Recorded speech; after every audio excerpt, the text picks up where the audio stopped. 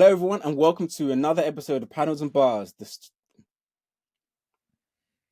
Brain fart. Um, hello, everybody, and welcome to another episode of Panels and Bars, the show where we talk about all things comic book and geek related. And this week we are I covering believe it's the Amazon. pronounced panel actually.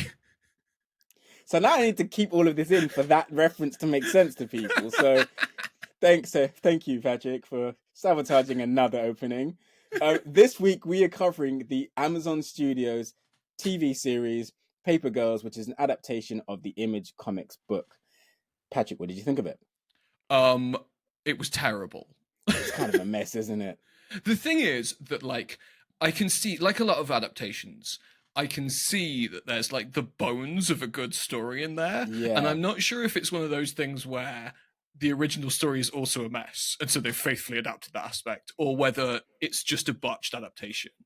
But I didn't like it was one of those things, you said it before about something, but it was one of those scenarios where if it hadn't been for the podcast, I definitely wouldn't have watched episode 2. And as it was, I only watched 4 of the 8 over the last 2 weeks, which is you didn't finish it? Nah, I got about halfway through. So I'll let you know that Amazon obviously had loads of faith in this, and it ends on a cliffhanger. And yeah, I'm cancelled, sure it does. So... The thing is, I already knew it had been cancelled, and so I wasn't like. Obviously, it's hard to get invested in what are obviously long form mysteries when you know there's never going to be an answer.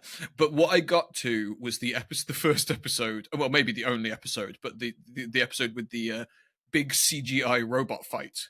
And at that point, I was all like, "You guys do not have the money for this." It was like a CW show. It was like they not only had they kept all of them in one room doing shot reverse shot for most of the episodes so that they could afford the CGI fight, but then when it came, they still just couldn't afford it.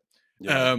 And yeah, so like I don't know. I think that the thing is that it's one of those stories that's really annoying because not only does it have good ideas, but it also has moments where it starts exploring those good ideas and it's really interesting. And then it's all like, but enough of that.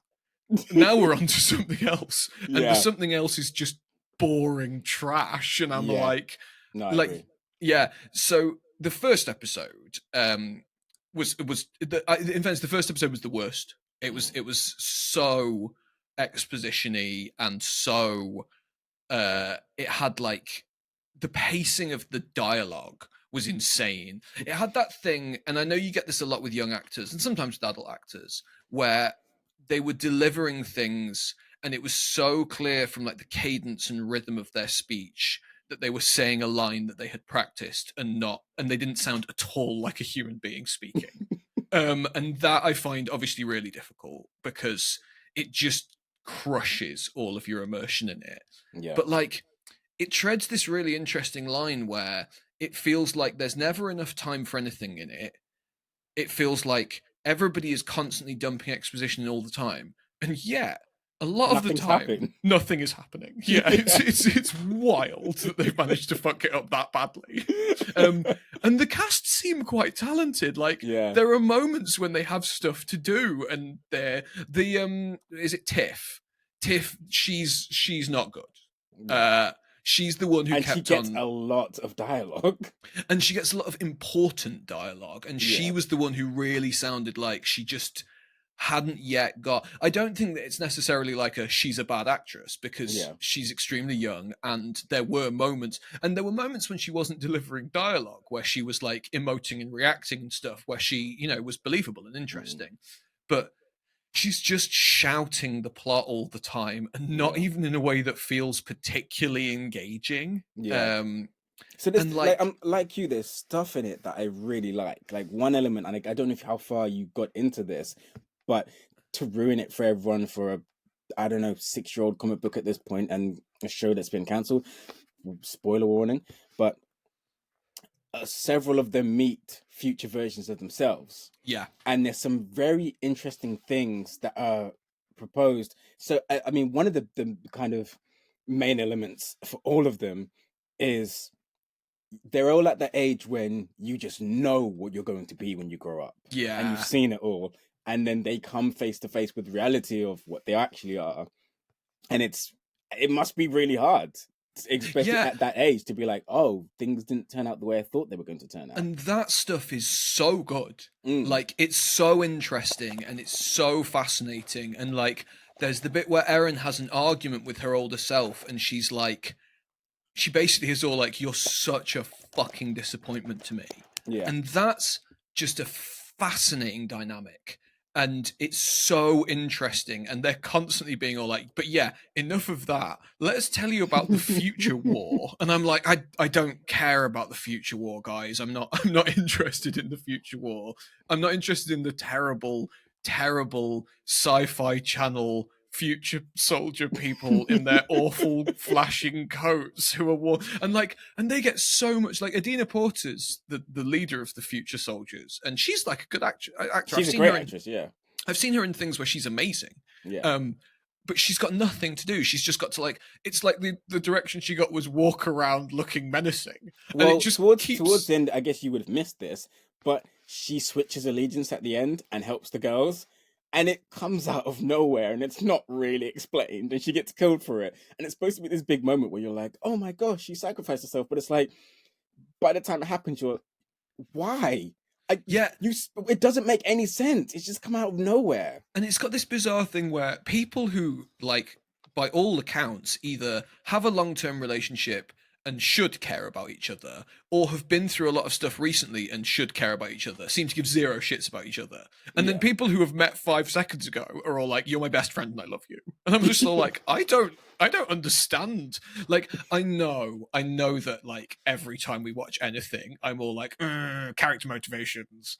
But it just didn't feel clear to me why any of them were doing any of the things that they were doing. Right? One of my biggest pet peeves in any drama is when the plot only progresses because characters keep making repeatedly stupid decisions, right? So when you talk about the big CGI robots, I'm not sure if we're talking about the same scene, but there is a scene when a character who was supposed to be part of this resistance just tries to shoot a giant robot he has no chance against. And this is an experienced character. And then a second later, another character is like, I have way less experience than that character, but I'll also fight the giant robot. And then after that character is defeated, a third character goes, I'm gonna run out to where the giant robot is. Why? Why did any of the three of you do this? It's stupid. And there's also, like, it's like a thing where, like it's got the Deus Ex Machina, like, she picks up the magic future phone and it just immediately is all like, now you're in charge of the robot. Yeah. And then she meets the guy who knows about the robot, and he's all like, well, magic future phone's attached to you now. And I'm all like, what kind of system is this? Where you pick up this tablet and it immediately imprints itself on the. Can you imagine if you bought a phone and it was like, and you let somebody else look at it first, and they were all like, and the phone was all like, no, I'm their phone now, and then you had to be like, guess it's your phone, and also this phone is what controls my robot, so I guess that's yours too. It's like, it's just the fucking stupidest thing in the world, and there's just like. There's no. I know we did Looper. I know that you can't explain time travel, right? Yeah. But, like, you know what you can explain is not how the mechanics of time travel works, but, like, the more basic, they got in a time machine and this happened. Yeah. But, like, the time machine is presented to us with one of the characters gets shot, and then passes out, and then she wakes up, and Ronald Reagan is there. And he talks to her about the future and how and how people can improve things. And it's not even a bad CGI Ronald Reagan. It's okay. Yeah. And then she sees some magic future insects who I assume healed her bullet wounds, although we don't see that. And then it's confirmed later on in the season that they did. And then they're just in the future. And then there's some children with scars all over their faces who talk like they're talking through radios, and they're all like, run away from the bad future people. And then they have to run away. And it's just like, but the bad future people have time machines and laser rifles, but then one of them just gets murdered by a 12-year-old with a hockey stick. And it's just like, I don't know what's going on. And I'm not that interested. Like, I'll tell you one thing. So you brought up that's quite interesting. So that do you remember the scene in the first episode where they're walkie-talkies get stolen, Yes. and then they like, I think they've still got one of the walkie-talkies, so they radio like, "We're gonna kick your asses," right? So you find out later on in the season, it's those guys who have to talk through radios. That's who took the radio. And you Okay. find out in a quite interesting scene where basically there's like a hole which is dropping stuff through the sky from 1983 or whenever the series begins, right? Sure. And they find their radios, and they radio. No, they get ready to pick up the radio and see if they can reach those guys. And when they press the radio, they hear their own voices. So they realize they are the voices on the other end of that moment, and they've just created a loop. Because what they're trying to do is save those guys from being killed, but it's too late. They're already at that moment in the loop, and they just keep talking to themselves. And that's a really clever concept, and it's full of clever concepts like that. But those are the smallest parts of what is a very boring and badly paced show. Yeah, and it's like there are, and again, that in terms of pacing, I know that I'm constantly all like, oh, the pacing was bad. I feel like if you did a fucking word cloud of everything I ever say on the podcast, the word pacing would be giant in the middle. But Pacing, and it was so sad. But the pacing is garbage in everything. Like it is, yeah. It's like they don't understand what's interesting about the story they're telling. Yeah, and so they're just focused on, like, the first episode has this insane vibe where we spend the whole episode with them before anything supernatural happens to them, which in theory should give us an opportunity to get to know them and get to know what their dynamics with each other are. And yet everything they're saying is so meaningless nothing that we like. There's like a set to music montage at the start of like the four of them getting ready for their jobs, and that tells you more about their characters and who they are than 45 minutes of them talking, which is just insane. Do you know what I mean? Like, yeah, and it's absolutely full of stuff like that, where it's like every time it has an interesting idea. Like Erin meets future her, and future her is all like, oh my god, a younger version of me. The only logical way to respond to this is to go lock myself in my room and talk to myself about it. And then she barely interacts. And the bits where they're interacting are the only interesting part. Yeah. And similarly, like poor one, I forget her name. Mac? I think Mac. Yeah. Her name is Mac. So Mac meets her brother, and her brother is all like, I'm a doctor now and I'm rich, even though we grew up poor. And she's like, whoa, that's crazy. How am I doing? And he's all like, you died when you were 16. And that is such a brutal piece of storytelling. And the way that kid responds to it is really impressive, like really impressive performance. And then in the next episode, they need her to leave and go to hang out with the other girls because that's what's happening in the plot. So they introduce his kids, and his kids are like happy because they didn't grow up in a poor house like she did, and she finds that upsetting, so she leaves. And it's like, again, like the bones of that, like, you're my brother and we grew up together in poverty, but now you don't live in poverty and I don't feel like I fit into your life, they all work. But the way it's delivered is super rushed and feels like there's no time for it. But then we had a whole other scene with her and her brother where they just talked about fucking donuts. And it's like, why did you think you had, like, you could have just introduced his kids in that scene and then we could have had some sort of build towards this. But instead it's all dumped into one scene so that we can have endless nothing in between. And the craziest thing about this is right, that if this had come out a decade ago, you could say, okay, well, you know what? Lay off them. No one's done anything like this before. But I happen to have it on good authority that there is a streaming service that has a show about 4 kids in the 80s that deal with supernatural stuff that is really character driven and is popular not just because of the supernatural stuff, but because people love the characters. I could be wrong though. Yeah, it's so fucking desperate to be Stranger Things, and it's just not there. And like, and then in the other thing, the thing is that the CGI robot fight was really bad. It was really embarrassing. It looked like a episode of fucking Jimmy Neutron. But like, what really bothered me about it was that the climax of the stupid robot fight was that the older version of Erin got killed. So now there's no chance of any more interesting interactions between them. And then they travel through time again.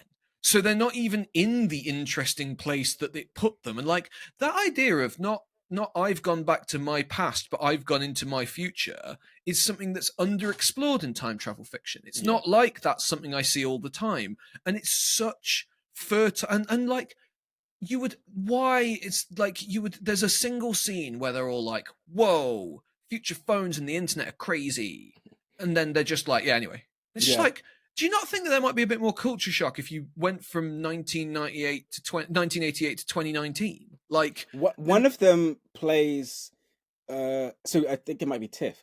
Tiff's older self plays her what is the current Whitney Houston track. And keep in mind, like, young Tiff has only ever heard Whitney Houston's debut album, and now an older version of you is saying she still makes music like 20 years later, and it sounds like this. It doesn't sound like anything you ever heard. And like you say, she's just like kind of irritated by it. It's like, your brain would explode. yeah. Your brain would explode. And again, there are neat little moments. So there's a bit where Matt gets in the car with her brother and she gets the tape out of her Walkman and just jams it in the fucking air vent because she doesn't understand. And then he's like, hey, car, do this. And she's like, whoa. And like, there's a bit where they accidentally activate the Alexa. There's some Amazon product placement there. And they're all like, oh my God, what's that robot thing? And then nobody explains it. And there's no fun. Like, it would be such an easy thing to have older Erin come in there and be all like, Alexa, I don't want to call 911. And then have them have a conversation which started to build an understanding of what the future's like. Yeah. Except that they just don't. And then they have a lot of nothing scenes where nobody says anything. And then they wash over all of this is what the future's like in 3 sentences. And it's like, but this is interesting. This is something I'd like to see. And it's just full of that. It's full of like, oh, like, and it keeps seeming like people might interact. Like, I would have liked to see older Erin meet Mac's older brother so they could share their confusion about this particular situation. But instead, Mac's older brother's just left, and then Erin gets kidnapped by a man in a van so that he can deliver them a large amount of exposition. And it's just like, it's just constantly like, let's just shout what's happening on the screen. Yeah. And then, oh, here's a really interesting idea. Nah, let's have a scene of Adina Porter walking silently through a neighborhood.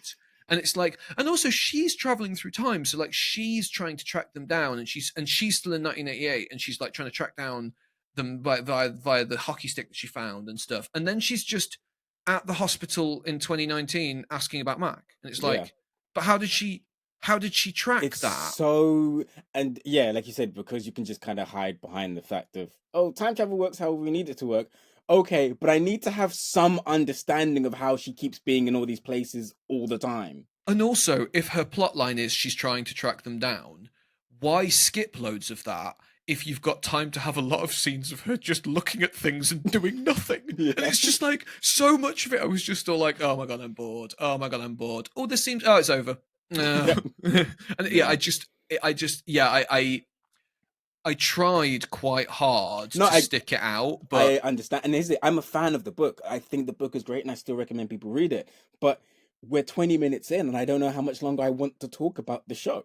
What I would say is, I went on Amazon afterwards. So the book won an Eisner Award. So I was all like, okay, cool. And so I went on Amazon afterwards, and the complete edition with the whole story is like 35 quid. So I think on payday, I'll probably buy that.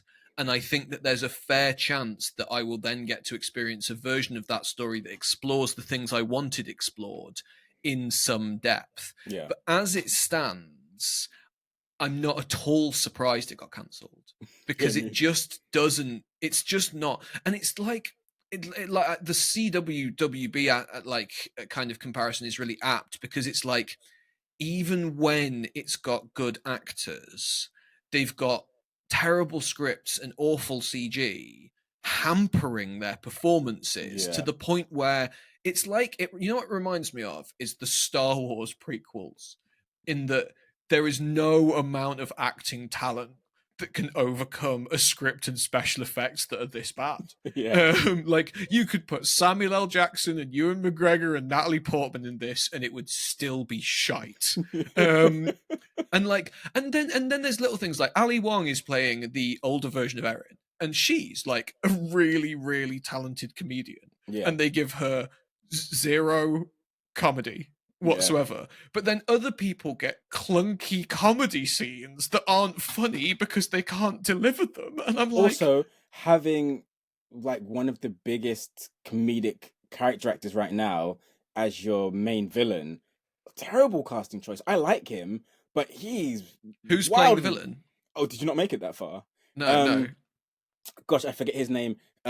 He's always he was a recurring guest on Brooklyn Nine-Nine. He was like the kind of schizophrenic character. He's got wild hair. You know who Oh I'm my god, talking is it about. Pimento? Pimento, thank Oh you. my god, He's I the love villain. him. I love him too, right? But he's supposed to be, and I almost understand a bit why they've cast him, because he does the whole kind of, hey, I'm really cool. I'm just a cool laid back guy. I'm gonna murder you, that type of thing. I could But see him doing that well, in fairness. He's just leans too much into the comedy for me. So the sinister moments almost just come across as punchlines. It doesn't really work. I think there are other actors who could do that balance a lot better. But yeah, it's like I feel the same thing, that like I watched 2 hours of this and we've been talking for 20 minutes and I'm all like, I don't know, like I think I'm I think I'm out. tapped out. Yeah. In fairness though, I do have other things that I want to talk about. So yeah, I think it might be. So yeah, Paper Girls, maybe buy the graphic novel. Yeah. Don't watch it. Don't watch the show. Don't waste your time. Yeah. So Sorry. moving on from that, did you watch the Madam Web trailer? Oh my gosh, let's talk about the Madam Web trailer. Can I say something, right? I actually quite like the concept in terms of putting a new Sorry, spin on... that was me opening a can. So that's real loud. In terms of putting a new spin on the superhero genre and things you can do with it, the whole having visions of a possible future and them having to team up to stop it, there's something there, and I quite like a lot of members of the cast. But oh boy, you talk about CW vibes. I like that it's Spider-Verse and Birds of Prey and Final Destination. I gotta say, like, there's a bit in the trailer where she's all like, I recognize him because he was working with my mother while she was studying spiders just before she died. And I was like, wow, man, like that is like, and that's like the whole, and everything else in the trailer is just like quippy, sub Marvel, well, that happened kind of stuff. And I was all like, wow, really needed to. I feel like they were editing the trailer and they were like, there's nothing about what the story is. Let's add. I wouldn't be surprised if that line wasn't in the film. Yeah. And that they got her to ADR it in afterwards, specifically so that they could have like, because it's so packed with information in like three. I gotta say though, I feel like this is giving me big Superman, Batman, so bad it's good kind of vibes. Yeah. I genuinely think that, because you know, people talked about Morbius like it was funny, but when I watched Morbius, it wasn't funny. It was just bad. But I think that this has the potential, and also, you know, Dakota Johnson's a really great actor. This is why I don't understand why she's in this, because she's so phenomenally talented. She can act with her eyes closed. She's one of those people, if you give her the newspaper, she'll make it sound compelling. So, and Sydney Sweeney's great. Here's the thing, right? So I was going to say, is Sydney Sweeney great? Because I've never seen her be bad in anything, right? But she's always in things where the rest of the cast are doing such heavy lifting. I'm like, I still don't know if she's good yet. I don't know if she's show-stopping in The Handmaid's Tale. She okay, walks on screen in The Handmaid's Tale and good. holds her own against some of the finest TV actors who've ever lived. So yeah, no, I think everything else I've seen her in now, I'm like, I've never thought she's bad, but she's never really knocked me off my socks. But yeah, I also wonder how much of it is like,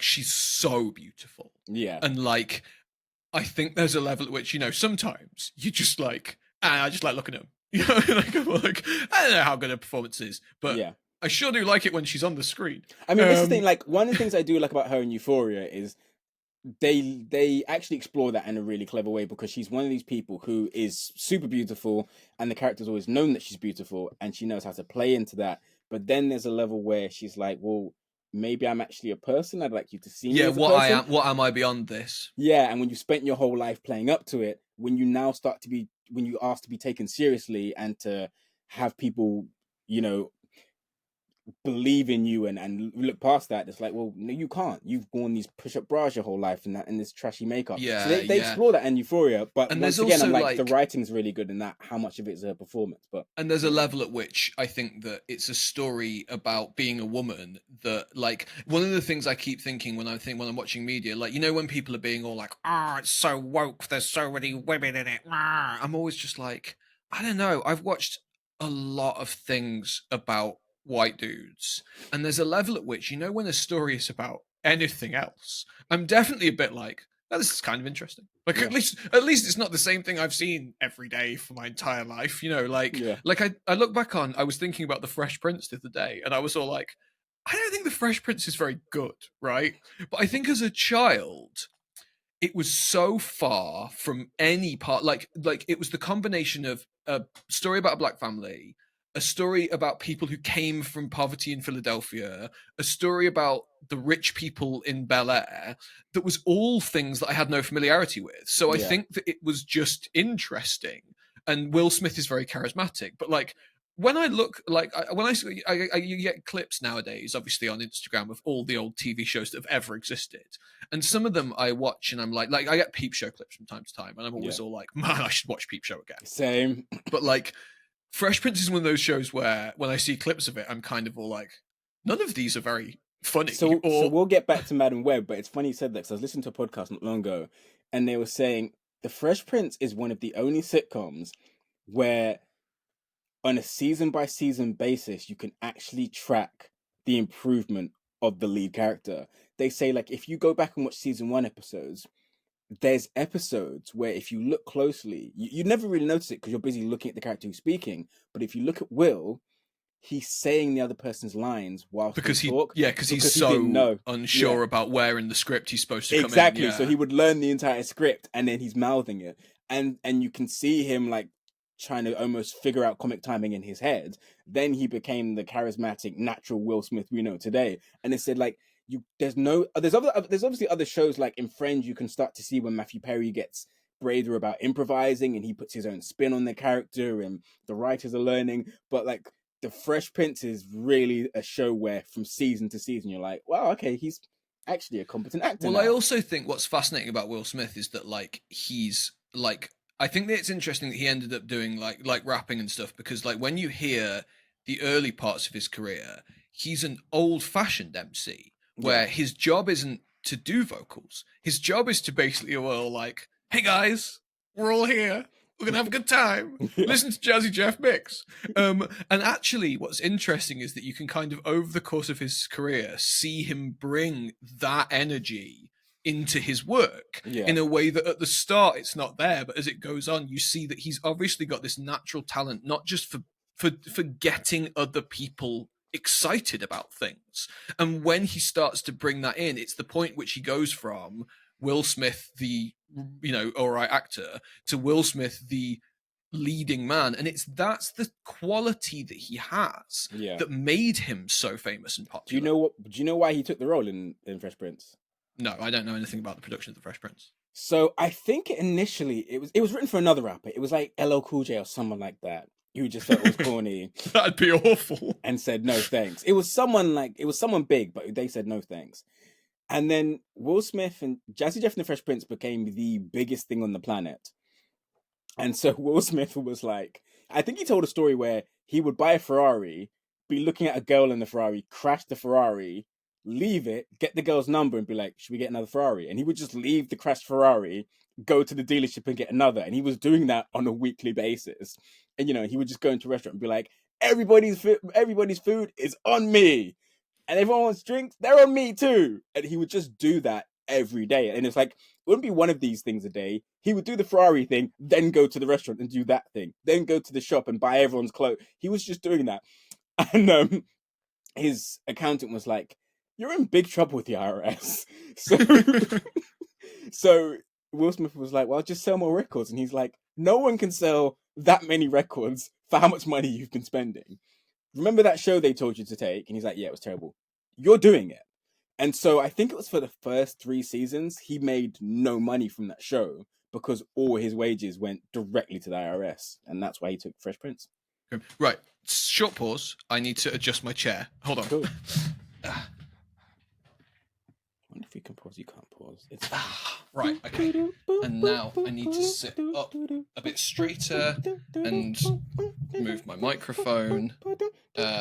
Obviously, you need to leave this in though, because this is premium content. I mean, yeah, we had my terrible opening, blah blah blah. So blah blah blah. Welcome to blah blah blah. Stay nerdy. Wow. This right, is definitely cool. going to get us more followers. Madam Web, though, yeah, like, listen, here's the thing, right? I just don't know, because whilst Sony's Spider-Verse has given us Morbius and the Craven film's probably going to be terrible, it also gave us the Spider-Verse movies. So I don't want to write it off. And you know, at least, as we said, at least 2 members of the cast are talented, who've made good choices for most of their career. So I'm hoping there's something that we're not seeing in this movie. I'm hoping that, you know, they've just cut this to appeal to all the casual fans. Yeah.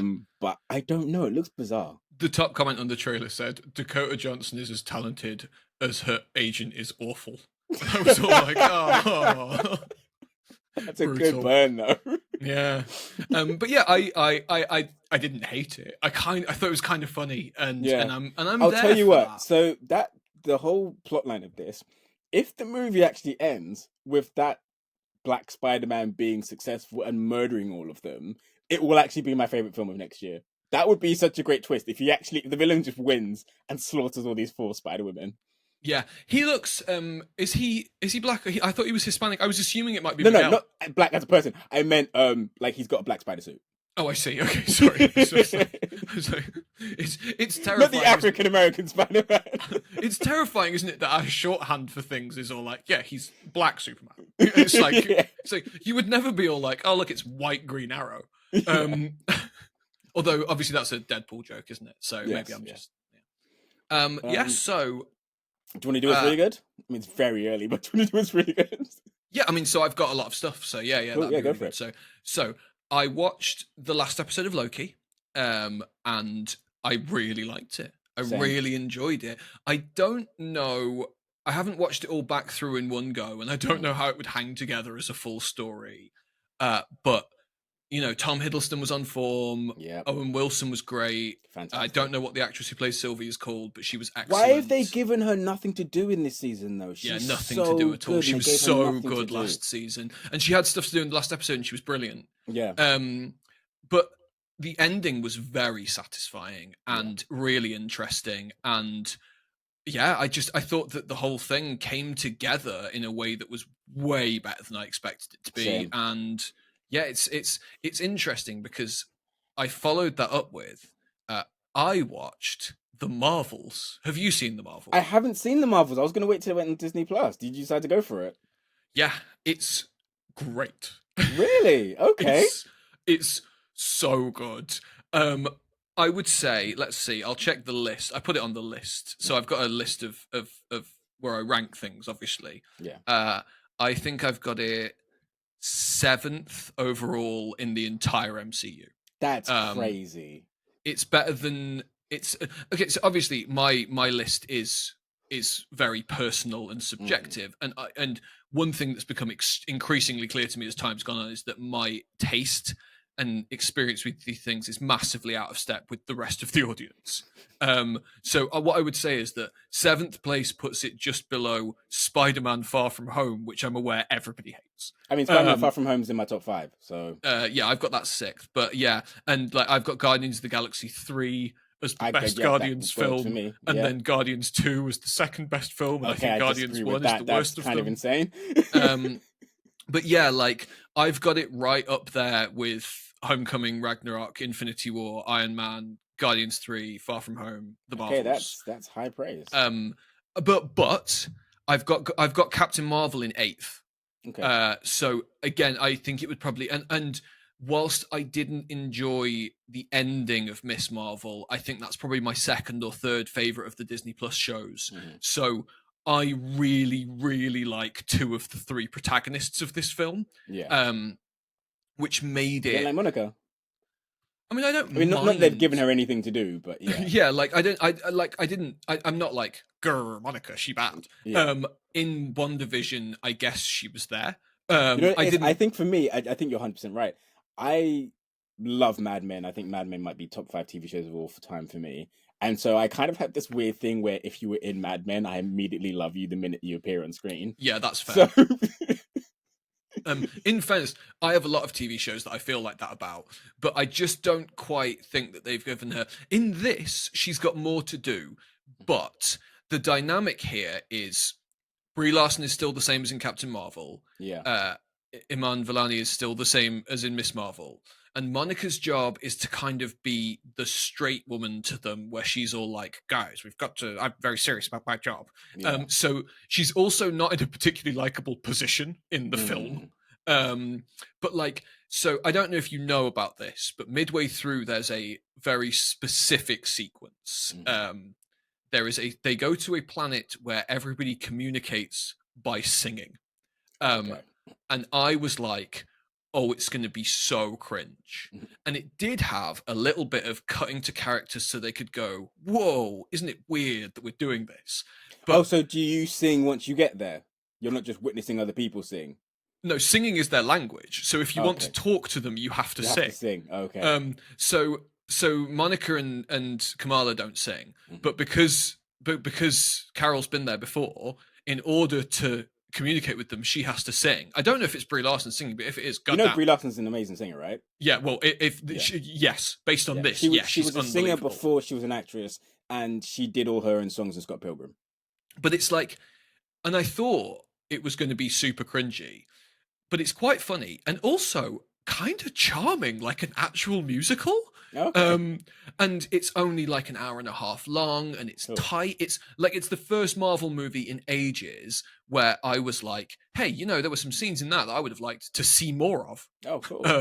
Which I've, is I've very only edgy. seen like the 10-second previews because I generally have. I think I've explained it on a few previous episode, but I don't watch Marvel trailers past the teaser because I just think they put too much in the movie. But one Yep. clip I did see that I liked the look of was Monica seeing Captain Marvel for the first time in their costumes, Yep. and I liked that there was a moment when Captain Marvel, because Captain Marvel was just like, "Oh my gosh, I knew you from you, yay high," and Monica's like, "No, it's Captain Rambo," and I like that. I like that dynamic of, Yeah. there's it's a I'm on your level thing, but also it's a very personal. Where were you when my mum needed you? I looked Yeah. up to you, and that's stuff I'm looking forward to seeing in the film. I hope they address that part. And I would say the exploration of that I thought was good. Some of the reviews I read suggested that it was a little bit rushed, but I didn't feel that watching it. And Kamala is obviously so charming and so funny, and her family are in it loads, and Good. they're really funny. And again, like I was saying earlier, like I don't watch a lot of things which are about the dynamics of Pakistani families, so just that on its own is interesting to me. But they're such a charming group of actors, and they play off each other so well. It actually looks like in the clips that like Samuel L. Jackson's having fun for the first time as Nick Fury in a long time. Samuel L. Jackson's really, he has a couple of lines in this that are so like, do you know the gimmick of how they end up like interacting with each other? Is that in the teaser? It's taken from the comic where their bangles, like if they touch, then they switch places, don't they? Yeah. And there's this bit where Monica and Kamala are falling, and then just as they're about to hit the ground and die, they switch and Carol lands. And Samuel L. Jackson delivers this line where he's like, "Oh, it's just Carol." But it's just, and he says, "Oh, it's Carol Wickle." But it's so funny, and there's bits where he's stuck with Kamala's family and he's on the phone to them and he's being all like, and it's just, yeah, like it felt like a phase 1 MCU movie. Everything was fun, everything was engaging. I even enjoyed the post-credit scenes. Okay. Like one of them, don't ruin them for me. I'm not going to ruin them. I'm going to give you some vibes. Okay. So one of them is a kind of a parody type thing of a previous one, which was delivered really well and I thought was really funny and really charming, and is setting up something that I'm really interested in, and featured the return of a character who I really wanted to see again. And the other one is a classic whoa, what's that person doing there? Kind of a, the old Marvel classic where somebody's talking and then the camera pans round and you're all like, It's, oh my God, oh, it's that them. person. Yeah, cool. Except it was so good. Cool, Like, okay. and that's very personal. Obviously, those things always depend on how much you care about the character who is being revealed. But it was amazing. So have you read this article that's been going around? I think it's Variety or Yeah, the Marvel's in Trouble one. yes. So did you read it? Mm. So, having seen this now, what's your opinion on the article? I think it's probably like there are elements of this where I could see that it might have been reshot, but I don't think it's had substantial reshoots. What it feels like to me is that it's probably had substantial editing. It feels to me like it was probably normal MCU movie length, and they've cut bits out, and I would honestly happily watch a longer version of this, but I think it's probably the right choice for where we are with Marvel at the moment. Yeah. It doesn't. I think the thing is that obviously the crux of that article was the stuff that was done before the writers' strike has been done, and now they need to think about what they're doing from here in terms of Kang and whatever else. So I don't know how heavily it will have been hit by that stuff. But to me, it didn't feel like a fantastic, desperate recasting, desperate figuring it out in post kind of scenario. It felt quite confident in what it was doing because the core of it is, here's three fun characters, let's watch them interact with each other. Like, the villain is nothing. Yeah. It's a big blank empty nothing, like they always are. Yeah. And I don't even, it doesn't even matter. Like, and the story that links to the villain is extremely light. But all of that is just set dressing to give them more time to spend with the three central characters. I would really have liked a little bit more, here's the consequences of what happened at the end. I think that would have been really enjoyable. But again, without that, it's for the first time in ages, I'm left actually wanting more. I do worry that one of the things I think has been a real problem with Phase 4 is that a lot of the time we're leaving these characters in places that are interesting, and then years are passing and we're never seeing them again. So, like, when are we going to see Shang-Chi again? When are we going to see Harry Styles as Thanos' brother? There's so many characters that have been set up, and it's like, we're probably never going to see them again. The actor will probably get tired before it's even time to film this again. But even the major characters, like, it is fucking wild that Iron Man's gone, Captain America's gone. Because of Chris Hemsworth's health, Thor's potentially gone. We haven't seen Spider-Man for years. Like, why are they not shipping Tom Holland in to stick him in cameos and end credit scenes? Like, so that we can at least have an idea of where Peter is at the moment. Yeah. Like, and that's what I think, that when I zero in on it, I think that's the real problem with this, is that they're setting things up, but there's no follow through. Like, there's too many new characters. Yeah. And then whether or not I'm engaged with them, if I don't enjoy them in their first performance, they never get a chance to win me over. And if they do enjoy them in their first performance, I never fucking see them again anyway. Yeah. So, like, why am I like, why is it now onto another? It's like they're throwing so much stuff at the wall. And what I really hope, if they change direction, is that they zero in on the things from so far that have worked, and that they work to kind of like rejig some of that stuff. The post credit scene, the mid credit scene, which is the one which had the big whoa, who's that? Absolutely feels like it was filmed 15 minutes before the film came out. The CGI is not done, and it feels like the people who were in it weren't in the same room together. It's really like, it feels really hastily slapped together to try and be all like, hey, keep watching, something cool's gonna happen. So I know they'll never go to this far, but the early 90s animated shows, which every now and then would have a crossover episode, so you'd be like, these guys are in the same place, but mainly was like, we're following this character and their supporting cast and their rogues gallery. I think that's where they need to go.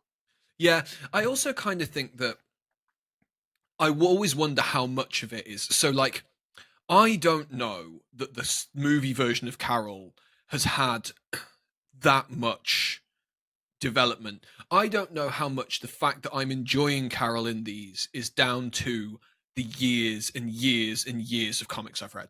with Yeah, her in. definitely. Because unlike It's any like I think for me it's like 70% that, and then 30% Brie Larson's charisma, but it has yeah, nothing to do with the writers or the producers because they haven't made her anything. unlike I think it's really notable that unlike any other galactic character, unlike any other version of Captain Marvel, unlike Nova or anything. I've never read any of those comics, but obviously Carol was a huge fixture in 90s X-Men comics. So I know her so well that for me, I wonder how much and Kamala's the same. Like Kamala's one of the only modern superhero characters who I'm actually familiar with from reading their comics. So I don't know how much my brain is like bridging those gaps and going, yeah, but obviously Carol would do that because I know that from the context of the 150 comics I've read with her in. And again, and I wonder if that's why I've got kind of an endless patience for Spider-Man and X-Men movies, regardless of how shit they are, in a way that, you know, one bad Thor movie and I'm all like, ugh, Thor. And I honestly, like, I feel that way. I think it's kind of a miracle that they kept me on board. And again, it's Robert Downey Jr., but that they kept me on board with Iron Man because I fucking hate Iron Man. Like, the comic version of Iron Man is awful. And I hate Captain America as well. He's the most boring comic book character of all time, so it just shows you how cool Chris Evans is. Yeah, and I think that that's kind of like, that's how I knew that those ones were great. And what I would say is, I don't think that any of the Phase 4 characters who I don't already have a kind of personal investment in have hit me the way that the earlier ones did. Yeah. But you know, unlike a lot of the wider Marvel's audience, gotten complacent because if you look at all those characters you just mentioned, yeah, they're established household names now. They sell millions of dollars of merchandise now, but when the MCU started, that was considered scraping the bottom of the barrel because every other studio had the major characters, and they were like, I guess we'll make an Iron Man film. They were Marvel's dogshit C-tier characters that they couldn't sell. This is like, it. They were literally the people. But what they did, they were the people who they were like, "Hey, do you want to buy Captain America?" And everyone was like, "Nah, no, exactly." So what they did was they said, "Look, if we put the best people behind this, we can maybe make these characters people care about." And so they were hiring these kind of out of the box choices like Kenneth Branagh and Jon Favreau, who had never done this type of thing, but had passion for the characters and had unique visions for the character. And look what they created. But they've become so complacent now that everyone will just watch an MCU film because it's an MCU film, that they've not realized that's what they need to go back to. If you want to sell this new wave of characters that the general public doesn't know, and even a lot of comic book fans don't know, you need to go back to that kind of, you need to take risks. And the thing is, I don't even think it's a thing of like, you need to keep throwing 150 million at these things. They can be smaller budgets, but make them good.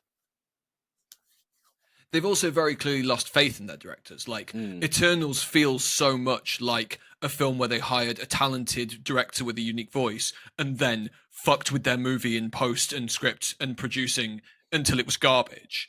Whereas this actually, because again, this is one of the first ones for ages where they've actually got a really talented director in. And this doesn't feel like that. It feels like somebody's had an idea and they've been allowed to actually fucking deliver on it. And I think it's notable that like the more popular late Infinity Saga characters like Black Panther are also ones where a director was given the freedom to actually pursue what they wanted to do with the character instead of being told, no, that's not right. No, let's switch this. No, let's fuck with that. And I think that that's like, and honestly, like, I feel quite confident about the fact that they've decided that they're going to trash that Daredevil show because, like, you know, if it was started in the same era with the same ethos as all these other Disney Plus shows, it probably would have been shit, right? Yeah. Like, and you know, don't bring Charlie Cox and Vincent D'Onofrio back for something shit. Bring them back for something good. Have we discussed the Echo trailer? You discussed it. I still haven't watched it. Oh man, it looks great. If Daredevil matches Echo, then I think we're in. Did you see the Fantastic Forecasting? It's a rumor at the moment. Here's the funny thing, right? So, like, I was really hoping that we would get a Black Reed because obviously his relation to Kang. But now, obviously, Marvel wants everyone to forget that Jonathan Majors exists. So they will probably be going as far away from a Black Reed as possible. I would say that people seem unhappy about Pedro Pascal as Reed, and I can see why. I'm not unhappy. I like him a lot, right? But he this casting announcement, if true, just reminds me of a feeling that I constantly get, where it's like, are there only 4 people in Hollywood? Yeah. Can you not What cast I other would say people? though is that I've never seen Pedro Pascal in two things where he played the same character. So I fully believe that he Oh, could dude, I probably do love him. He's this. super talented. He's got great comic timing. He's an amazing dramatic actor. He really, even if it's something he's got no knowledge of, he really digs into the core of what the character. And I don't get me wrong, I believe he'll smash it if he gets it. My thing is, it's just like, let someone else play it. Yeah. Find a new person. Well, the last rumor was Jake Gyllenhaal, which I don't think I would have been super cool with. But the Mm. one before that was Adam Driver, and I would have been that. I think would have been that's the best choice I've heard so far. Yeah. I think the thing is, I wonder if Kevin Feige as a producer will let us have an accurate Reed, because he likes having likable protagonists. And the thing about Reed at his core is He's he's a a cock. douchebag. Yeah. So Yeah. I want to see a director and a writer and an actor who are willing to explore their, like, the family has an amazing dynamic, and a big part of the dynamic is like, why did the other 3 put up with him? Yeah, and I think that Adam Driver definitely would have delivered that. I think Adam Driver would definitely have been like, I think that version of Reed would have been so weird that you would have just been all like, he just doesn't even behave like a human. Yeah. One of my Yeah, favorite and moments in Civil War is when he goes to visit T'Challa, and he's just like musing over the controlled weather patterns of Wakanda, and T'Challa turns around and is like, "Go home to your wife." so That's go and not see. how a Yeah, normal person because he's all acts. like, how's Sue? And Reed's all like, the way that the clouds form. And he's all like, go home, man. You're fucking awful. And like, apparently Sue, like, so what I would say is that from the I keep abreast of the Reddit rumor mill, and the Pedro Pascal rumor is way more sourced, way more locked, coming from way better sources than any of the previous ones have. So it sounds like it's pretty true. They all seem pretty universally to agree that Vanessa Kirby is going to be Sue, which Great I think is a choice. great choice. She's brilliant.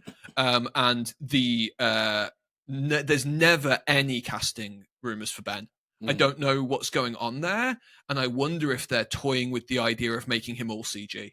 And maybe locking him as the Thing all the way through and not feeling the need to have a here's what he looked like before kind of section. Feige would never do it because he just loves CG, and I guess obviously it saves Disney a ton of money. But you know what? I was never mad at the OG suit. I think where it fails is it's not very expressive. And one thing I thought would be really cool, if you had a suit like that, and then you had Jim Henson's Creature Workshop have animatronics in the face. They would never do it because it would cost too much, but boy, would that look good. Well, I think, or you could do what they do with Deadpool, where you have a suit, but then CG the face. Like, I think that could work. But again, the only way it's going to work is if they give the artists enough time, and they won't. To actually do it. Exactly, and then there's been lots and lots of different Johnny rumors. Well, the current one is some guy from Stranger Things, who I don't recognize because I haven't watched Stranger Things. But I like, honestly though, I don't care. He's by far my least favorite member of the Fantastic Four. He's just like such a one-note twat that I can't even imagine him. But you know, maybe they'll do something interesting with him. But yeah, like I don't know. I think again, it's hard to imagine how this stuff feels and looks to normal audiences. Yeah. Because my investment, even though I've not read loads of Fantastic Four, I've read more Fantastic Four than I have like Thor or Iron Man or Captain America.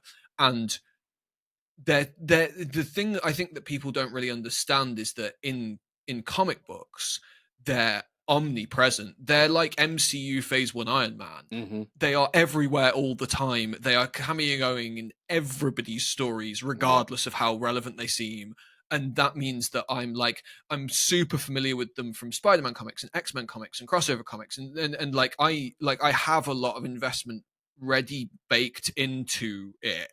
So I guess there's just kind of a level at which I'm like, well, I don't know. Like, I think that I'll have a lot of time for a Fantastic Four film, even if it was like boilerplate MCU. And I feel kind of the same about if they looked at what they've got and they looked at how it's failing and they were like, the solution here is to fast track more Spider-Man movies and a lazy MCU reboot of the X-Men, which basically follows the formula. I think I'd probably be all like, all right, yeah, like, okay, like I would watch a car commercial with Wolverine in. Like, I don't like, I'm not, I'm easy here. Like, you can go either way. Dude, You can either, you've just put an idea in my head. Like Michael Bay's Wolverine. Just oh my give god, Michael Bay however I much would money love he that. wants for Like, Wolverine. and that's the thing, is that, like, honestly, like, and with X-Men it's so easy for me. It's a cast of characters who I know so well that you can either be all like, hey, it's Logan, Jean, Scott, Aurora, Hank, Bobby, and I would be all like, sure, okay, cool. Or you could be all like, hey, it's a weird selection of mid-90s It's throwaway, maggots. yeah, hey, it's Maggot. And I would be all like, oh my Yes. god, it's Maggot. Yeah, so, like, they could absolutely just be all like, we've decided that the core X-Men team is Marrow and Maggot and, And Cannonball. and Cannonball and Havoc. And I would be all like, all right, Yeah, cool. Like, take you the know, money now. in fact, we're throwing in Caliban. And, you know, like, there's no X-Men characters that I don't want to see on 100%. screen. 100%. But I'm also aware that people our age probably aren't the core audience that they want for this stuff anymore. Yeah. And I'm kind of aware on a subconscious level that I've been thinking about more directly recently that it's been a long time since X-Men films were good and popular. And it's been a I think long another time. sad element of it is one of the saddest things you can do is read any of the Marvel art books, like the art of, because, and the reason I say they're sad is because those artists who do the initial visual development are incredibly talented and incredibly imaginative. And what happens is you see them present these really grand, extreme visions of what you know and what you'd expect. And you see Feige whittle them down into the most dilute them diluted more and more until they're just the blandest shit you've ever seen. Exactly. And a big part of that is because the nice, interesting vision that they've created won't translate into a video game or action figure. And so that's one of the most frustrating things about this becoming this billion-dollar franchise is it's not like those ideas aren't there. They're there. If you get the chance, flick through one of these books, but you'll see everything from character designs to initial pitched scenes just get whittled down into the most boring, memeable version of them.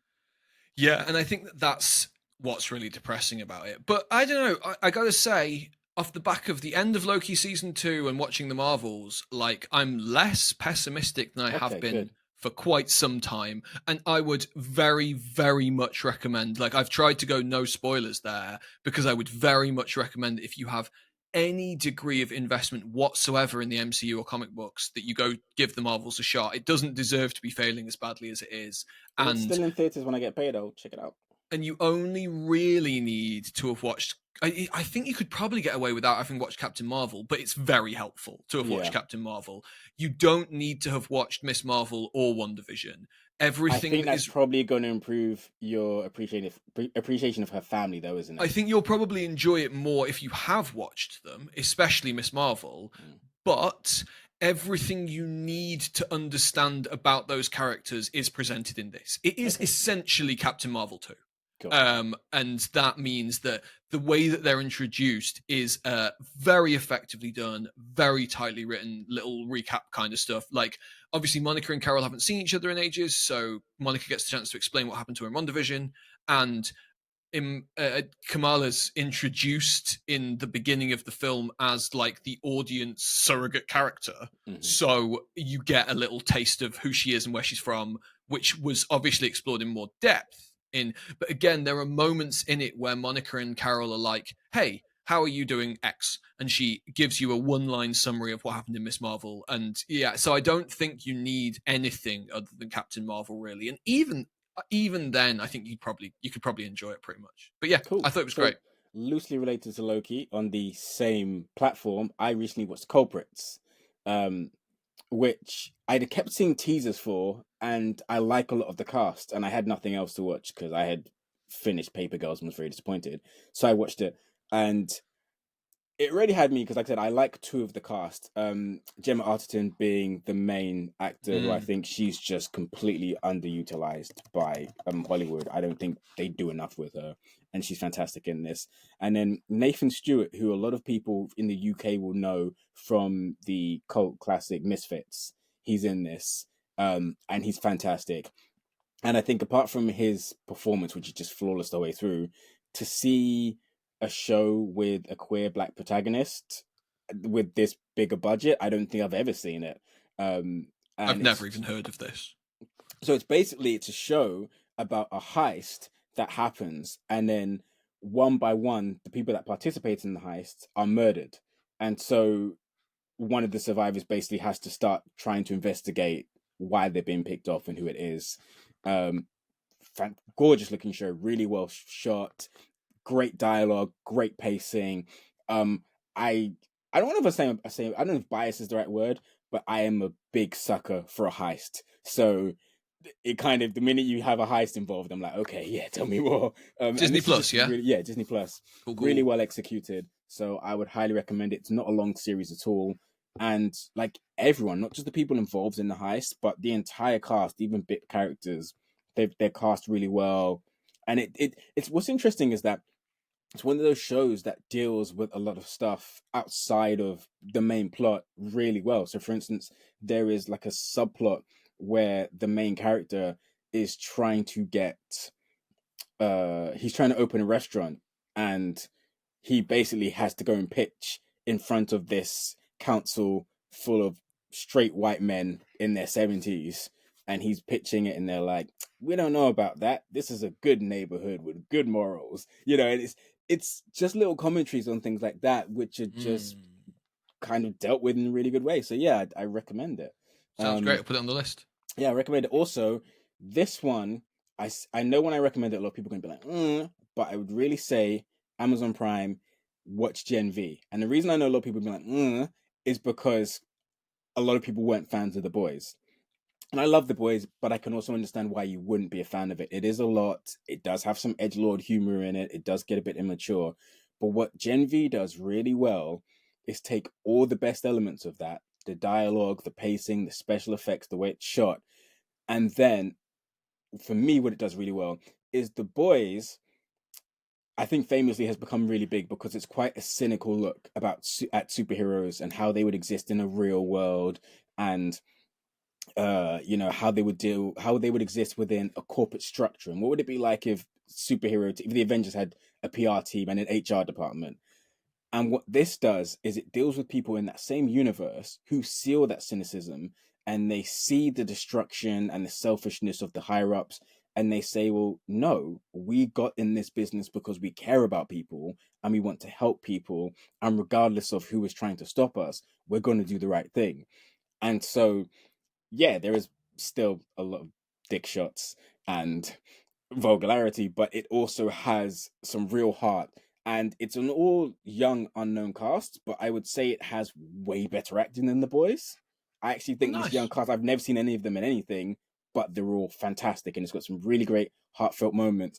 And building on one thing that's been really well established in The Boys is just really clever uses of powers, either powers you've never seen before or powers we have in a really interesting way. So, yeah, highly recommend Gen V on Amazon Prime. Yeah, what I would say is I haven't watched The Boys or Gen V, but my students who are all 16 to 19 years old are all super into Gen V. So I think it's probably hitting where it should. Yeah. That which is cool. Do I blink too much? Like, Maybe, I don't know. Don't mention blinking, because blinking is one of those things that once someone mentions it, you then start wondering if you blink too much. what's a normal amount to blink? Because I feel like I'm blinking a lot. Uh, if you watch the version with video, weigh in the comments. Am I blinking too much? Should I be like holding my eyes open until they get all like dry and painful, or Did am you I see that blinking the right amount? insane AI that someone invented last year that is basically a filter that makes you look like you're just staring directly at the screen? No, Yeah, so no. like, but it looks really natural. And so, I mean, it was presented like in a way of like, if you have to do a presentation to your boss and you don't want him to know that you're constantly looking at your notes, or if you're doing a Zoom call and you want everyone thinking you're really focused on them, you press this feature, you press this filter, and it makes you look like you're looking directly at the screen. And honestly, it's scary good. Yeah, sounds creepy. Yeah. The other thing I've got, which is really nice, so I had a couple of nice manga deliveries this week. Nice. So I've got the new volume of Battle Angel Alita Mars Chronicle, which I pre-ordered 8 months ago, and it was released, I think, like 6 months ago. Yeah. And Amazon has just been like, yeah, 2 weeks, probably the next 2 weeks, for like month after month. So I've just been going back and looking at it and being all like, And I've been really worried because I've been getting to the point where I've been all like, it's going to go out of print. I'm not going to be able to buy it. And it's not going to have arrived. And then, the other day, it just dropped through the door, and I was like, oh, fuck, no way. And it's the first one. So I used to read this. Well, I used to read it monthly when it was published monthly. And then the creators had various health problems. So we ended up in a scenario where it will be like 5 chapters a year or something. So like, I don't want to go back every month and look and see that there's no chapter. Also, sometimes he just releases like 6 at the same time. It's awful. So I've actually given up on reading it regularly. And this is the first volume ever. Well, this is the first volume since I was about 19. Which is coming out, and I've not read the manga that's in it. So I read it when I got it the other day, and it was really, really nice to have like I so much of the manga I buy to keep as like part of my library, but I've already read. Yeah. So yeah, actually sitting down with a new fresh volume of manga and reading it for the first time was amazing. But also, fucking just and this will be meaningful to about 6 people in the entire world. But just so you guys, just anybody who might care. Slam Dunk is back in print, or possibly not back in print. I'm not clear. So Slam Dunk has been out of print for about 10 years. Yeah. Well, they released the movie recently, didn't they? So I think it's probably to capitalize off that. Sets of the English language version of Slam Dunk have been up to about 800-900 quid, and even like pirated Malaysian reprints were like £250. And all of them have just been out of stock to the point where I'm looking for volume 10 at the moment, and I searched for it on Amazon, and Amazon were like, never heard of it, mate. And I was like, sorry. So since Amazon started selling manga, they've never had it in stock, and nobody's ever sold one on Amazon Marketplace. And I was like, that can't be the solution. But I looked through and I can't find any record of it, which is insane because all of the other ones have a page. And all, you can't find one in a foreign edition at all? No, there's loads of foreign editions. It's just the English version. There's French, Spanish, Japanese, German, but there's no record of English. Cool. But what's wild about it is that it's got the original Shonen Jump. Oh, you can't see because of my ring light, but it's got the original Shonen Jump logo on the top of the spine, which they changed years ago. So these aren't reprints. Yeah, these aren't new printings. Super old editions. They are. Somebody has found copies of Slam Dunk somewhere, and they've entered circulation, which is just such a wonderful thing for me because I've been wanting to buy it for years and years. And so yeah, like Amazon was like, never heard of it. eBay was like, nobody in England has this. You can buy one from America, but then you're paying the £50-60 that the costs plus £20 shipping. And I was all like, 80 quid don't seems get stuck at customs as well. Yeah, and I was like, 80 quid seems insane for one book. I did pay 80 quid for one volume of One Piece, but I like One Piece a lot. Like, you know, that was kind of, and also that was one volume of 100, and I was all like, I cannot have that gap there. It's making me want to cut myself. Or that's not an appropriate thing to say. It's making me. I'm gonna have to censor that. It's making me sad. Yeah, you can cut that in over the top. But like, then I've been like Googling week by week, being all like, has anybody got Slam Dunk 10? You know, is there one on a weird book site or whatever? And today, Traveling Man were all like, yeah, $5.99. And I was like, what? Nice. In what fucking world? And if it arrives and it's got the original Shonen Jump logo on the chart on the spine, then I have officially completely lost track of how the world works because it just doesn't like. Where are they coming from? They're at least 4 or 5 years old because that's when the logo changed. It's been out of print for 10 years. It seems weird that there was a reprinting 5-6 years ago that nobody saw until now. I just don't understand. I don't get it.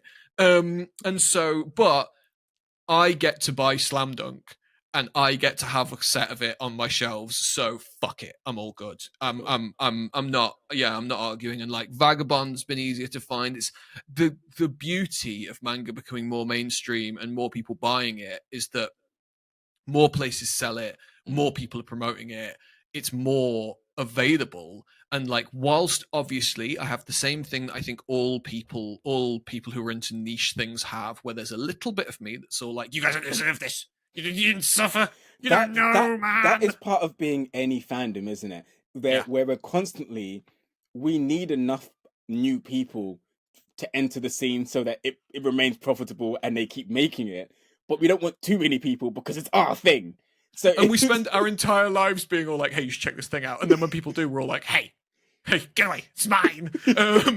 Which is so fucking stupid. Like, and I had this conversation with Owen at work once where he was like, we were talking about how they're all into anime and they all have access to Crunchyroll and stuff, and they all watch loads of anime, and then they're kind of a bit like, it's all right, or they watch some trash, or none of them have seen what I think of as the classics, the things that you're supposed to get into anime. You're supposed to watch Akira and Ghost in the Shell and some Studio Ghibli movies and Neon Genesis Evangelion and some Dragon Ball Z. That's how you're supposed to start watching anime. And like, that was kind of static for years because availability was so low that essentially it wasn't just about, hey, these things are good, they'll give you a good idea of what anime is like. It was also about, hey, these things are all there is. And now they can all get into it with a million different things. And Owen was kind of all like, yeah, they don't know what it's like to track down a VHS, though, do they? I was a bit like, I was like, yeah, they don't fucking understand. They didn't work for this. They just get their fucking phone out and then they type it in and they can just watch anime. Like, one time I spent 6 days downloading one episode of Dragon Ball Z, and when I opened it on my computer, it was so small that I could barely see it, and it turned out to be in Japanese, so I couldn't even watch it. Like, they don't fucking know. Yeah. I don't know. They're not going to Traveling Man and buying, because I think I may have gone through this on the podcast before, but I was talking to Logan about the fact that when Manga Entertainment first started releasing anime here, they had like zero filter about what that was. They just like they just seemingly randomly picked things, and because they were just not, because they weren't editing it, all of it was available uncut. And yeah, so you have covered this in depth. Yeah, so it was like, yeah, so this one's got a bit of beer in, 15. This one's got some smoking in, 15. This one's about a giant 15. Yeah, this one's about a giant squid that rapes people, 15. And I remember just being all like, this one's got a sequence where a family are machine gunned to death against a wall, 15. And so yeah, like, but again, that's how you do it. And now they're all just watching things that are appropriate for them. It's the weird inner conflict I experience whenever I go to any Comic-Con, because I'm so happy that the scene is in such a place where we can basically book out these massive venues, and there's entire families dressing up as Fantastic Four and X-Men and stuff. But in part of me, it's like, this is my thing, and I've been. This is my thing. You weren't there, man. Exactly. And like it's also really brutal to do that with children. Like, they're all like, "Oh, I'm 16 and I like anime," and I'm all like, "Well, you weren't there when it was difficult to find, were you?" And they're all like, "No, I hadn't been born yet." And it's all like, "Well, yeah, should have been." For everything. That's your excuse for everything. You're always going on about how you hadn't been born yet when I was buying VHSs of Macross Plus, aren't you? But yeah, I think it's the one thing that I really like about manga becoming more mainstream is that the increased availability means that I can get more manga. Yeah. And obviously then there's a level at which all the students are all like, oh, finally I can buy some manga. I'll take my pocket money and buy one volume of something. And I'm all like, yeah, I've bought an entire collection of this. Like, I sometimes show them, when they start talking about manga, I sometimes show them the pictures I've got on my phone of my collection, which are the only things in my favorites folder. And I had a moment the other day where I was all like, no pictures of Beth or the kids or anything. The only thing I have, so my favorites folder has a screenshot of the text I got telling me what my phone number was. No. A screenshot, a picture I took of the card with the Wi-Fi password on, and a bunch of pictures of my manga collection. Because they're the only things that I'm regularly all like, I need that off my phone. But you know, like, I do really you love it. She's great. I think I've got a picture here. I don't, but Shonen Jump. Yeah. And I've got like what's really funny is that obviously people are always all like, and this isn't because I don't want them, but like both of my kids are like, I don't want you taking pictures of me. And because I respect them as people, I don't. Every now and again, I say to Logan or Heath, hey, do you mind if I take a picture of you? I won't show anybody. I won't post it on social media because I know you don't want me to. And I have those stored on my phone and I can scroll back through and find them for myself. And occasionally I'll show them to like family members who haven't seen them for a while or whatever. But like, it's not my fault I don't have any pictures of my kids. Do you know what I mean? Like, and I have tons of pictures of them when they were little, which if anybody cared. But like people all the time are all like, "Oh, what do your kids look like? You got any pictures?" And I have to be all like, "Nah, they don't want me to take pictures of them, so I don't." And Beth is also not super fond of pictures of herself. So like, listen, I can't judge because I'm not a fan of myself. I'm only now taking pictures of myself with the people I love because recently a lot of people have been like, dude, you're going to get old and it's nice to look back at those things. And when your kids are older, they might want to see pictures of you at a certain age. And I'm like, okay, yeah, that makes sense. But for a long time, I've not wanted my pictures taken at all. So I love pictures of myself. I love them so much. Like we had this thing the other day where everybody was talking about, we've put a bunch of like headshot photos on the walls at college. But they're not of staff or students. I don't know who the people in them are. I assume they're models of some kind. But it's like, this is the photography department, so there's pictures. And somebody was all like, well, it would have made sense to use pictures of, like, we all had staff headshots taken. Why don't we use those? And everyone was like, oh, I wouldn't want that. And I was all like, I would. Can we is there any way we could print that? Is there any way we could print that headshot of me and frame it and put it on the wall? Because I would be so fucking up for that. I think I actually saw the headshot you're talking about. It was pretty impressive. Yeah, and I would definitely get somebody to take a picture of me with the picture of me so that I could then post that and be all like, here's me. Like, one of the reasons I love my job is because it's a constant source of people looking at me. Like, being a teacher means that you get to stand at the front of the room, talk about the thing you're interested in, and they're not allowed to interrupt, and they have to listen. Like, that is probably the most Kanye West thing you've said since we started this podcast. My whole life, I've like, since I met you, I've always kind of felt like you were one of the only outlets I had for the level of nerdy obsession that I have locked inside me. Do you know what I mean? Like, and now every day I go to work and I'm all like, all of you be quiet and listen to me tell you about why I like video games. I get paid for this. Yeah, like today, the Game Awards voting's opened, and I was like, you guys should all vote on the Game Awards. And they were like, oh, who did you vote for? So I went through all of the Game Awards nominees and explained to them why I was correct and that was the best choice. While they listened. And a couple of them were all like, oh, I don't agree with that. And I was all like, hey, you can tell the class you've got bad taste in less words than you just used, mate. Like, Patrick, what are we watching next episode? I don't know. I've been in such a bad mood because of my heavy workload and stuff that I haven't really thought about it. Oh, I know. What about Snowdog? Stop.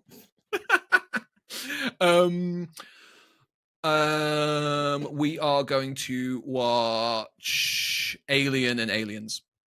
Cool. Yeah, no, works for me. Yep. It's actually kind of fairly topical because Ridley Scott's about to release something. Ridley Scott's about to shit out another awful film. Like, he's making a film about one of the most famous French people of all time and having the lead character be played by an American actor doing a British accent. I don't understand what's wrong with him. What I think is funny about Ridley Scott is that, like you can lose it. Right, like you can be one of the most talented people in the world at something and absolutely lose it. Like you always remember like Steven Spielberg and Martin Scorsese, and then you hear these conversations where people are all like, "Oh, this person directed this amazing film in the '70s. Why aren't they working anymore?" And it's all like, maybe they're shit now because like as Ridley Scott and George Lucas prove, you can absolutely just lose your talent somehow. Or I guess probably the answer is get so obsessed with yourself and your ideas that you stop letting people collaborate and you you become this insular. Like, one of the things I think is interesting about Martin Scorsese and Steven Spielberg is that when you hear them talking about their films, they're always like, yeah, I worked with this amazing editor, I worked with this amazing musician, I worked with these amazing actors, and they talk about the process of collaborating with those people. Whereas when you hear Ridley Scott talk, he's like, well, I thought this and I thought this and then I did this, and it's like, mate, I don't know. Have you ever seen Inglourious Bastards? Yeah. So you know the 3 drink scene? Yes. have you heard about like how Tarantino came up with that? Mm-mm. So I think it basically happened at a bar where he was with. It was like the lighting assistant or something, and he's like, "We'll get free drinks," and she giggled, and he was like, "There's three of us," and she was like, "It's just weird that you would do that," and he was like, "Explain," and she explained it, and then he went home and wrote the scene. So it's like you say, it's moments like that of observing these little interesting things and hearing what other people find interesting. I think that's what's made some of Tarantino's best moments. And like you say, like that's what keeps you fresh. It's being willing to take in all these new perspectives and ideas, and it stops you from becoming what Scott has, which is he's essentially a parody of himself at this point. Well, and me and Logan were talking this evening, and I was saying to him that, like, one of the things that I notice in him and I see in myself is that I think that I've kind of constantly, and Beth does it too, I've had this constant thing in my life where I'm all like, even when I'm good at something, even when I'm doing well at something, in my mind, I'm all like, right, so how do I be better? Mm-hmm. How do I get better? How do I improve this? I am never satisfied with anything. I'm never good enough. I could always be better. I could always be smarter. I could always know more. And that is like my core drive in life. And I think there's so much stuff in our society. We live in a society, in our society that kind of reinforces the idea. I think there's so many things that are just about telling people that they're fine how they are. Yeah. And like, I understand that that can be beneficial for people who feel real bad about themselves. But I think that so often what it creates is people who are like, well, I'm great the way I am. I don't need to be better at anything. Who's it that I'm said fine. that like the two worst words in English language are good job? I can't remember who said it, but it's like, that's a great quote. Yeah.